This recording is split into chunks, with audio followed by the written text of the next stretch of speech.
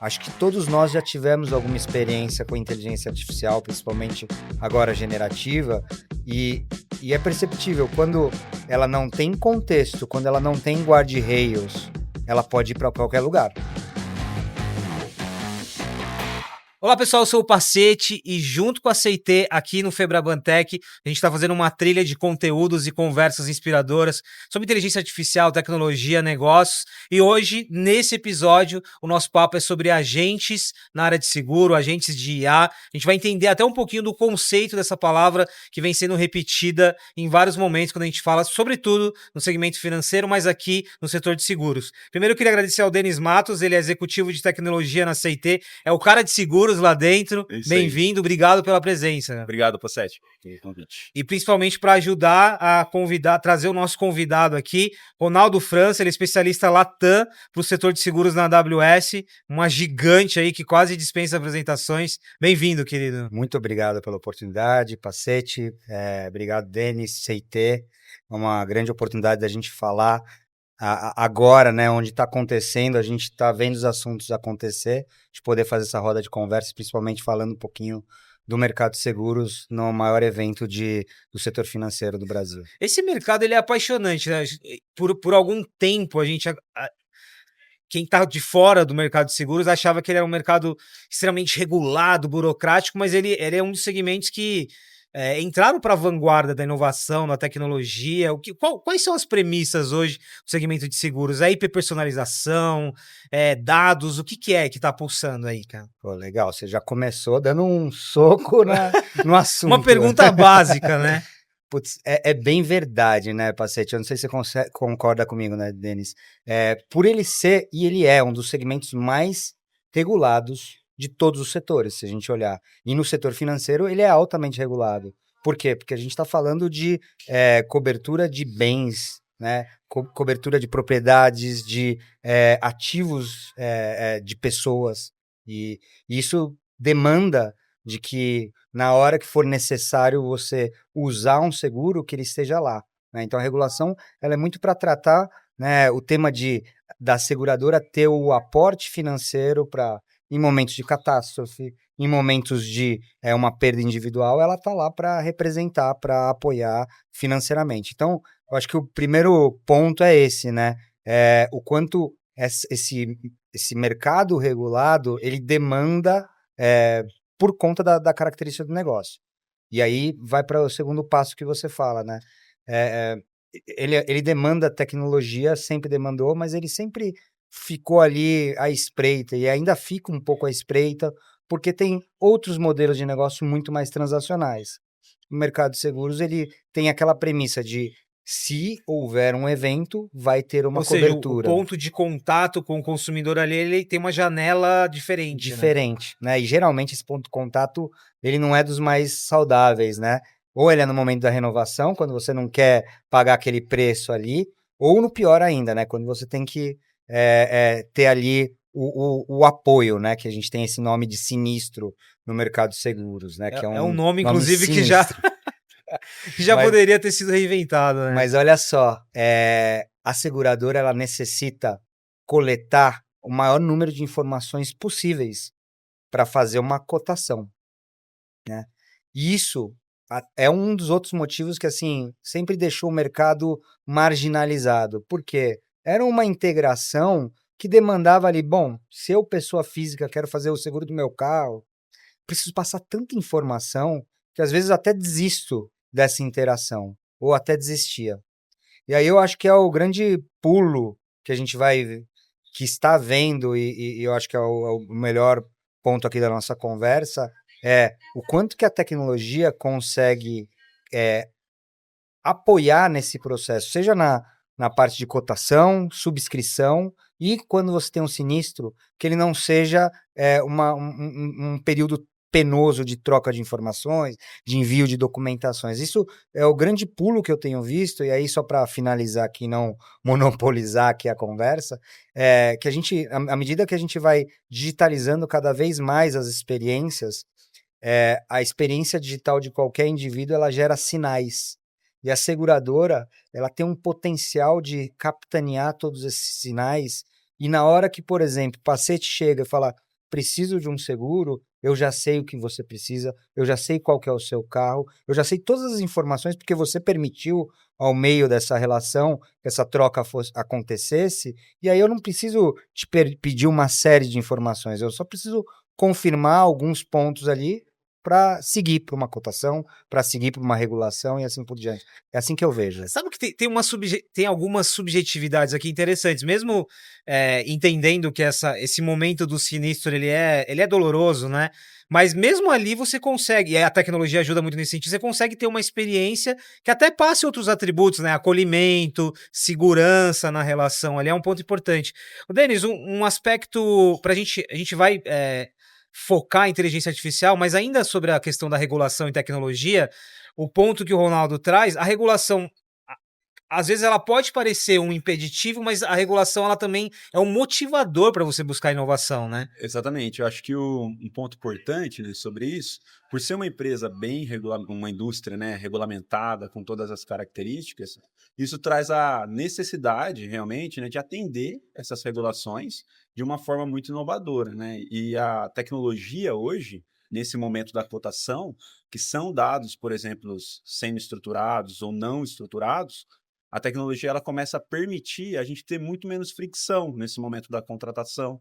E quando a gente olha para o lado da seguradora também, né, a análise ao risco ela começa a ser muito mais rica nesse momento, né? Então a gente consegue nesse momento ter muito mais inteligência, tomar decisões de tomar esse risco, né? Porque um sinistro ele pode acontecer com forma muito mais clara e muito mais embasada em dados que antigamente eram complexos ou muito difíceis de serem otimizados, analisados e dado, né, como opção para que o subscritor, a pessoa ali que vai tomar essa decisão, possa tomar a decisão coerente de seguir com o risco, né? Então, essa diminuição do cenário de ficção na cotação, ela empodera muito a agilidade na contratação e na aquisição do seguro nesse cenário, né?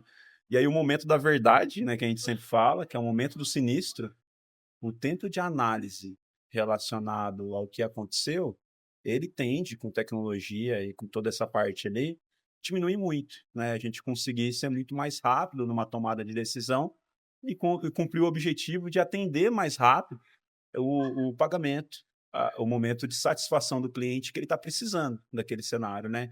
E, ao mesmo tempo, garantir que fraudes ou cenários de abuso, né, indevido sejam identificados pela seguradora. Tem um conceito-chave aqui que são os dados estruturados, né? E aí, do que eu venho acompanhando, cobrindo tecnologia, o setor de seguros ele aparece muito como exemplo de como a inteligência artificial pode resolver, como você disse, são muitas variáveis, tem muitas subjetividades, né? Numa análise ali de um sinistro ou de uma apólice. Dá o contexto para a gente agora de inteligência artificial, assim, o quanto que esse segmento ele já foi transformado pela IA e agora com a inteligência artificial generativa, o que tem aí de possibilidades?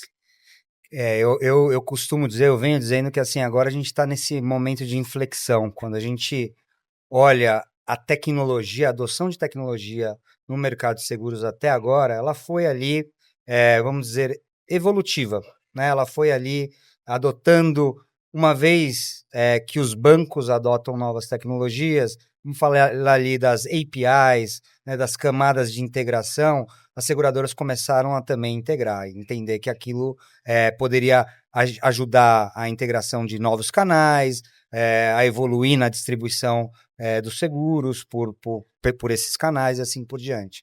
E aí, quando a gente vem agora para a inteligência artificial, principalmente a generativa, é esse salto quântico que a gente percebe que até então a inteligência artificial vinha entregando, principalmente para processamento de documento, né, que é uma dor muito forte no mercado de seguros, os modelos ali eles conseguiam reconhecer os documentos e começar a estruturar esses dados, né, sair de dados não estruturados para semi e estruturados, né? Então já vinha fazendo esse passo, mas vou dar um exemplo claro aqui para a gente perceber o quanto ainda assim era complexo. Vamos falar de um documento de óbito, né? Um documento aí. Cada cartório, em cada canto do Brasil, ele tem um modelo, né?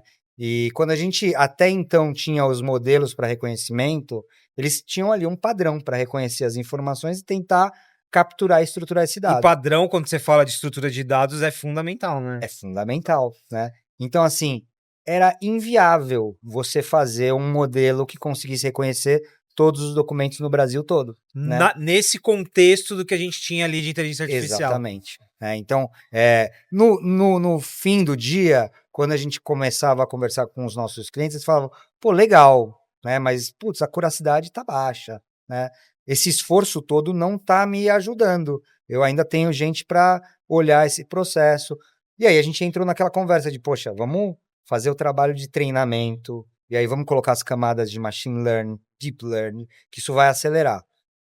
O que a gente viu de pulo, pegando esse exemplo, com a inteligência, com os LLMs, né, a camada de LLM, isso que era um trabalho de tentar entender todos os padrões de cartórios, de centros de notificação, essa camada de LLM faz isso num clique, né? Então, essa mudança, pegando por esse exemplo, só Olha a para a gente diferença, o salto que você dá o aqui. salto que você dá, né? Então, assim, aquela dúvida de eu vou automatizar esse meu processo de ingestão de documentos, hoje já não é uma dúvida no setor de seguros.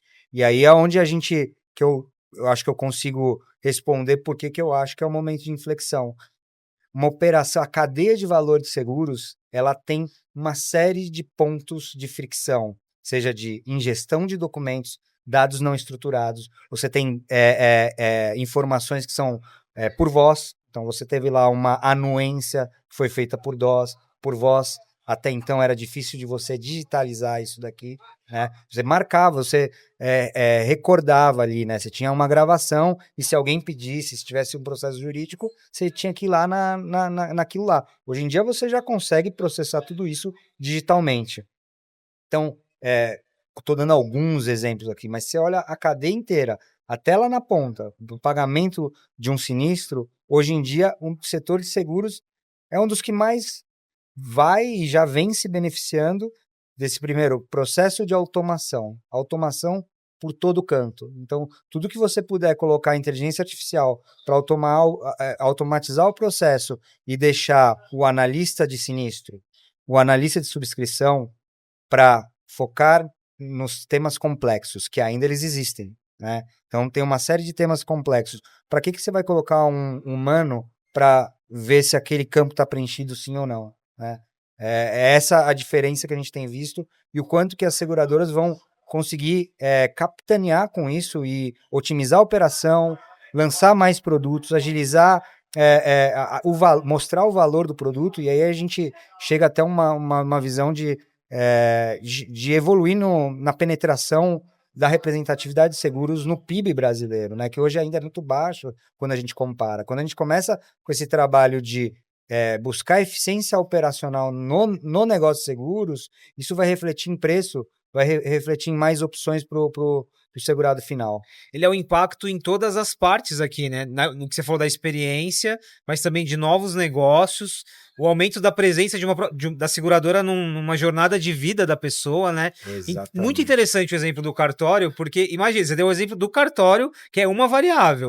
Considerando o Brasil, você tem os Detrans, que tem linguagens distintas, contextos regionais do ponto de vista de segurança e violência. Olha, o desafio é grande aqui. O desafio é grande. Complexo, complexo. E aí, Denis, inserindo aqui o termo agentes da nossa conversa, os agentes de inteligência artificial, nesse momento, diria que, de novo, se tornou um hype dentro da IA generativa, né?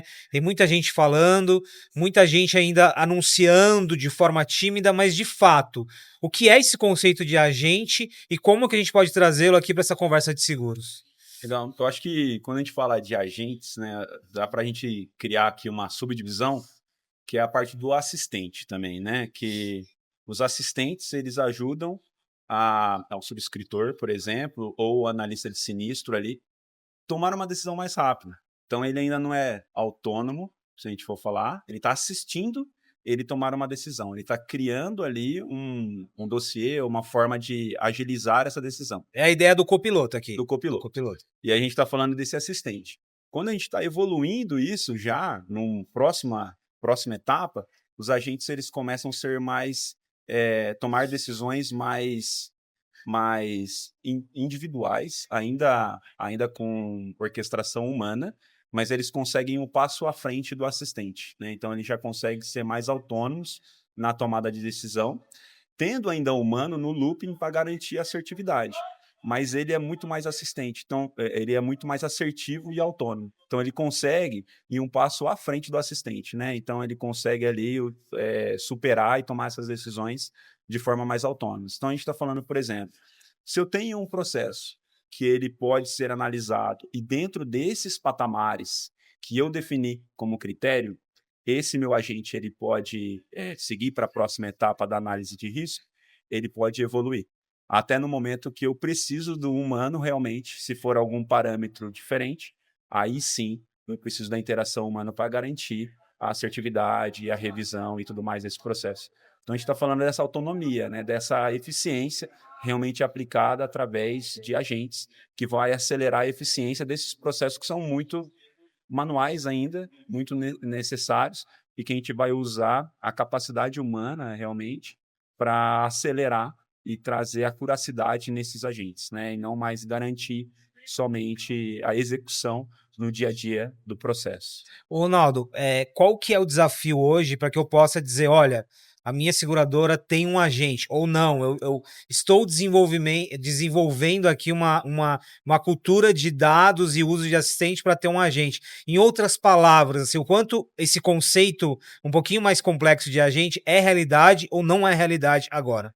Pacete, essa acho que é a pergunta mais importante e a que a gente tem que fazer uma regressão, né? Não só falando de agentes, né? O agente, como o Denis explicou, ele é uma camada ali do assistente com autonomia, com triggers de decisão já pré-setados, que ele vai sair do lado A e chegar no lado B por conta própria, né? Que a inspeção que ele falou, o Human in the Loop tem que ter, mas assim, a história do agente é que ele vai poder tirar uma parte de trabalho que muitas vezes era braçal dentro da operação, né? E ele vai conseguir ter lá a sua autonomia de decisão. E isso tudo com essa camada de inteligência artificial generativa, né? O que a gente estava conversando ali dos LLMs, né? Acho que todos nós já tivemos alguma experiência com inteligência artificial, principalmente agora generativa, e, e é perceptível quando ela não tem contexto, quando ela não tem guardrails, ela pode ir para qualquer lugar. Contexto é uma palavra importante aqui, hein? Essencial. Então, essa questão de você pegar e simplesmente colocar uma nova tecnologia como essa, que ela só existe porque ela precisa consumir muito dado. E aí você coloca ela na frente e fala, tá bom, eu vou consumir só dessa interação aqui. E da interação da empresa para dentro, das informações históricas, né? Ou seja, o que eu estou querendo falar aqui é, se você não tem se a empresa, se a corporação não tem uma estratégia de dados, qualquer inteligência artificial vai servir, porque ela não vai resolver de fato os problemas, né? A gente tem falado muito, né, da inteligência generativa, que ela, quando a gente usa na nossa experiência, ela é genérica, ela pode responder uma pergunta, seja para que tipo de material eu uso para fazer uma fixação de um quadro, né, na sua casa e tudo mais, e ela pode ir para coisa, qual que a empresa está crescendo mais nesse período de tempo, ela vai para tudo isso. Mas quanto ela é especialista, quanto ela aprofunda e fala assim, Ronaldo, eu te conheço, porque tem uma pólice de seguro aqui, né? Inclusive, eu já tenho o seu histórico aqui, e aí a nossa conversa, ela começa daqui, né? Ela começa numa relação de confiança que eu já tenho. Então, de novo, trazendo esse exemplo para diferenciar uma seguradora que coloca uma plataforma de interação qualquer com o seu cliente final, ela vai ter ali um resultado genérico. Agora, quando você tem uma estratégia de dados, que você consegue trazer uma visão compreensiva para essa ferramenta, ela vai ter um tratamento diferente. A gente está falando aqui de uma relação de cliente com seguradora, mas poderia ser a mesma para empregado, né, um funcionário da empresa consultando suas informações lá dentro. E aí, para fechar, não adianta você ter uma ótima estratégia de dados se ainda as suas informações elas demoram para ser carregadas, né? Ou seja, você está ali com uma interação transacional ou super interativa, mas as informações ali estão num sistema monolítico, num sistema legado, que entrega uma vez por mês, uma vez por semana aquela informação, ou seja, mesmo com a melhor estratégia de dados, o consumo do dado ele não vai ter a recência necessária para esse tipo de interação. Então, eu aqui dei uma volta para falar assim, inteligência artificial, sem estratégia de dados e sem uma arquitetura moderna para você munir, seja os seus, quais são os seus sistemas core, munir essa estratégia de dados para ter as melhores informações ali na ponta, não vai funcionar. É um né? desperdício, né?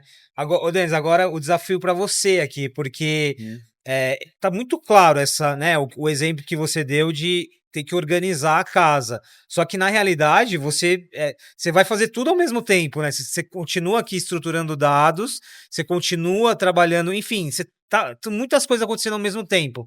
Para não assustar até quem está nos ouvindo, como que eu faço, assim? Porque quando o Ronaldo fala de estrutura, eu já me remete também a investimento, processamento, armazenagem. Qual que é o desafio dessa conversa para não apavorar, né? A gente está falando para pequenas, médias empresas, também um grupo importante. Qual que é aí o desafio de ter um ponto de equilíbrio? A gente entende assim, né? Qual o caso de uso nesse momento que você gostaria de atender? Primeiro, né? Então, a estratégia de dados é uma estratégia ampla, né? Precisa ser uma estratégia que comporte a estratégia da companhia, né? Da empresa. Mas qual é o use case ou o cenário que você quer atender primeiro na sua estratégia de dados, né? E assim prover ali uma estrutura organizada, né? Um data lake, por exemplo, com capacidades, né, de fazer essa interação próxima ao real time. Porque dá um exemplo, né? As apólices elas vão ser emitidas, né? Se no dia seguinte acontecer um sinistro, tem que estar coberto. E essas decisões com os agentes, eles têm que estar preparados para realmente tomar as decisões transacionais. Né? Então, a gente já começa a pensar num lake que conversa com o seu transacional, né? Um data lake ali, que conversa com o seu transacional e que alimenta os seus agentes através de serviços. Né? Esses serviços de qual é a minha policy, qual é a sua cobertura que está coberta nessa policy, eles precisam ser estruturados, né? E aí, quando a gente vê a indústria de seguros aderindo, por exemplo, ali atrás, o cenário de APIs, a empresa que já está mais preparada nesse ecossistema de APIs, já sai um passo à frente, né? Porque ela já está com serviços que provê a informação da policy. E agora você vê os agentes consumindo esses serviços de forma estruturada, e você vê também a empresa que tem um data lake já próximo, com competências do near real time, né, que entrega ali, já se beneficiando também desse cenário, dos agentes podendo ter uma estrutura de dados muito mais trabalhada e preparada. Se a empresa ainda não começou e precisa nessa jornada, né, eu acho que é esse o caminho. Estruturar uma boa jornada de estratégia de dados, pensando em estruturas relacionadas a data lakes, separando o seu use case principal, né, para estruturar os dados e criando uma experiência que impacte realmente o usuário que você quer gerar um impacto positivo na ponta. Tanto na sua fala como do Ronaldo, vocês, sem mencionar, vocês deram um exemplo ali do conceito de multi-agente também, né? Quando você tem, na verdade, você tem vários agentes ali interatuando com funções. Então, tem um agente que está na interface, tem um agente que vai trazer a informação internamente. Ronaldo, o desafio está dado, eu acho que a lição de casa para as empresas tá estabelecida aqui. Quando a gente fala um cenário, é um desafio falar de futuro, né? Porque o futuro hoje é cada vez mais. Mas num cenário de médio e longo prazo, e olhando para toda essa indústria que já se desenvolveu tanto, logo como a gente falava lá no início, que tipo de perspectiva que você tem? Além de novos negócios, uma experiência que seja com menos fricção possível, qual que é o setor de seguros que você desenha com todas as possibilidades que a gente vai ter aí? Isso porque a gente nem falou de computação quântica. Nossa, a gente ficaria aqui todo o Febraban para falar de tudo isso. A resposta curta, tá? A gente tá nesse caminho de sair de um negócio que sempre foi reativo, sempre olhou para o passado, para ele ser preventivo. Ele olhar para uma abordagem, o negócio de seguros olhar para uma abordagem de eu não sou só um tomador de risco, que quando eu tiver ali uma eventualidade, eu vou pagar essa coisa transacional. A gente tá vendo até por tudo que a gente conversou aqui, um pouco desses elementos, que veja, sair de uma seguradora que tem pontos de contato muito ruins, assim dizer, né? Na adesão, na renovação, que é custoso e tudo mais, num sinistro, que é um momento ou que você colidiu um carro, ou que você teve uma perda na sua família, ou um acidente, assim por diante, né? Para uma relação de cuidado na jornada do cliente. E aí eu vou até fazer para dizer desse futuro, né? Uma relação do que a gente viu hoje na abertura do Febrabatec. Primeiro ponto, né? Que a gente comentava antes da gente começar aqui, todos os CEOs dos grandes corporações bancárias falando profundamente de tecnologia, né?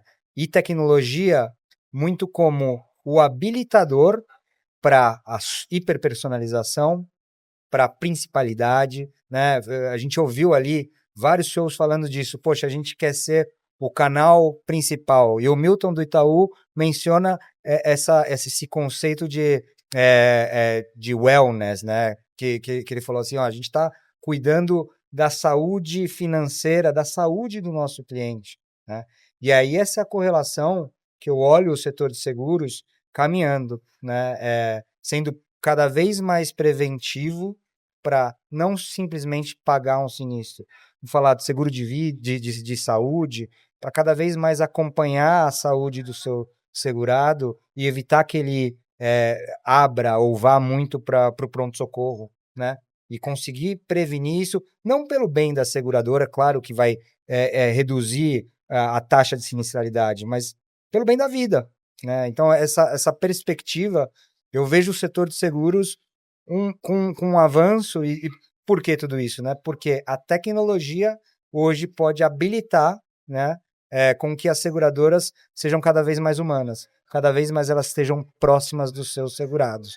Porque em algum momento as seguradoras até queriam ser esquecidas pelos segurados, né? E agora a gente vê assim, cara, ela tem que ser o mais relevante possível, né? Porque como é que eu quero penetrar, como é que eu quero cobrir não só a vida, como é que eu quero cobrir os bens desse segurado, como é que eu quero cobrir a família desse segurado. Então, tem um pouco desse conceito que a gente vê avançando um pouquinho mais. Muito legal você mencionar a abertura com os CEOs aqui, porque é isso, né? Na realidade de uma companhia hoje, o olhar estratégico ele é decisivo na implementação de tecnologias como inteligência artificial generativa, quando a gente fala de computação quântica, no outro contexto, tudo que a gente viu em termos de desenvolvimento de cloud aqui. Hoje os CEOs, felizmente, muitos CEOs estão bastante preparados nesse sentido. Verdade. Não é uma conversa só restrita ali ao campo do CTO, do CIO. Eu adorei esse papo. O exemplo que você dá da seguradora no dia a dia da nossa vida, ele é quase um paradoxo, né? Porque a gente está falando de automatização aqui para tornar a seguradora mais humana. Exato. E é um paradoxo porque e aí é o grande desafio, né? A partir do que eu delego aqui de questões transacionais ou operacionais para uma IA, eu consigo treinar minha equipe, preparar minha equipe, um corretor, um consultor, para ter uma relação mais estratégica e mais assertiva, né? É um paradoxo legal, né? É verdade, é verdade. Mas no fim, né, chegar nesse momento de empatia, de uma corporação de seguros ser empático com seus segurados, né? De fato, genuíno, humano. Muito bom.